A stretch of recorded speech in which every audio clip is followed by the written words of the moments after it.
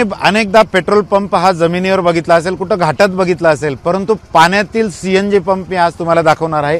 आपण बघू शकता की या ठिकाणी 22 जानेवारीला पंतप्रधान नरेंद्र मोदी हे प्राण प्रतिष्ठा सोहळ्यासाठी येणार आणि त्या ज्या क्रूजने प्रवास करतील त्या क्रूजमध्ये सीएनजी भरण्यासाठी या ठिकाणी सीएनजी प्लांट लावण्यात आलेला आहे।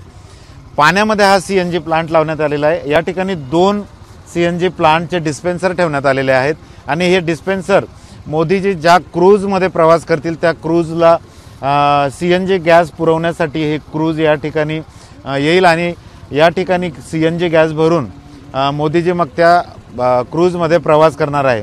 अनेकदा तुम्ही बघितलं असेल की जमिनीवर गॅस पंप असतात, परंतु आज पहिल्यांदा एक्सक्लुसिव्हली आपण बघू शकतोय की पाण्यातही सीएनजी पंप या ठिकाणी लावण्यात आलेला आहे आणि खास व्यवस्था नरेंद्र मोदी ज्या दिवशी शरयू नदीतून प्रवास करतील त्यांच्या प्रवासात कुठं अडचण येऊ नये म्हणून आधीपासूनच विशेष करून हा आजच लावण्यात आलेला आहे। हा सीएनजी प्लांट या ठिकाणी उभारण्यात आलेला आहे आणि त्यामुळे या जेवढे क्रूज त्यांच्या सुरक्षा व्यवस्थेसाठी आजूबाजूला असतील, एनएचजीच्या लोकांसाठी असतील, एसपीजीच्या लोकांसाठी पण असतील, त्याचप्रमाणे विशेष आमंत्रित लोक आहे असे 4 ते 5 क्रूज या पाण्यातून जातील आणि त्या क्रूजना हा गॅस पुरवठा करण्यासाठी या ठिकाणी सीएनजीचा विशेष प्लांट हा शरयू नदीच्या पात्रात लावण्यात आलेला आहे।